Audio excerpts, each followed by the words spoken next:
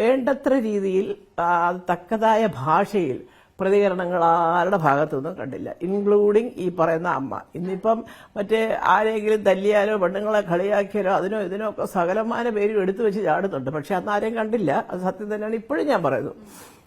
അപ്പൊ ഞാൻ വിചാരിച്ചു വേണ്ട, ഞാനുണ്ടല്ലോ, ഞാൻ ഈ ഫീൽഡിൽ നിന്ന് വന്ന ആളല്ലേ. അപ്പൊ എന്തിനാണ് ഒരു കാര്യമില്ലാതെ ആവശ്യമില്ലാതെ എന്നെ ഇങ്ങനെ പറയുന്നത്? ഞാനിതൊന്നും അറിഞ്ഞിട്ടേ ഇല്ലല്ലോ.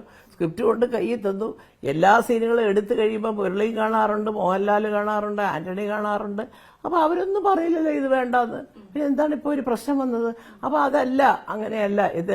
അല്ലെങ്കിൽ അത് വ്യക്തമായിട്ട് പറയണമായിരുന്നു. എന്തിനാണ് ആ കുട്ടിയെ വെറുതെ അനാവശ്യമായിട്ട് ഇങ്ങനെ കുറ്റപ്പെടുത്തുന്നത്? അത്രത്തോളം കഷ്ടപ്പെട്ടിട്ട് നമ്മൾ ഇങ്ങനെ ചെയ്തപ്പോ ഇത് അത് പൃഥ്വിരാജ് എന്ത് ചെയ്തതേ പറഞ്ഞത് എന്ന് ചോദിക്കാൻ ആരുമില്ല. എന്താന്ന് വെച്ചാൽ അങ്ങനെ ചോദിച്ചാൽ അവനവൻ എന്തെങ്കിലും ദോഷം സംഭവിക്കും എന്ന് പറഞ്ഞു കൊടുക്കുന്ന ബിരുദന്മാരുണ്ട് ഇവിടെ. അത് തെറ്റ്. അതൊക്കെ പറഞ്ഞു കൊടുത്തൊന്നും പറഞ്ഞങ്ങ് ചാടണമെന്നൊന്നുമില്ല ആരും. എന്നാലും ഏതെങ്കിലും ഒരു രാഷ്ട്രീയ പ്രസ്ഥാനത്തിൽ വിശ്വസിച്ചിട്ട് അവരിൽ നിന്നും അത് അങ്ങനെ ഒരു വ്യത്യസ്തമായ ഒരു സമീപനം ഉണ്ടാകുമോ എന്നുള്ള ഭയം ഒരു ഭാഗത്ത്. മനസ്സിലായില്ലേ? പിന്നെ ഇവിടെ സിനിമ കാണുന്ന അതെല്ലാം സിനിമാക്കാരെ സംബന്ധിച്ച് മാറ്റി നിർത്തണം എന്നാണ് ഞാൻ പറഞ്ഞത്.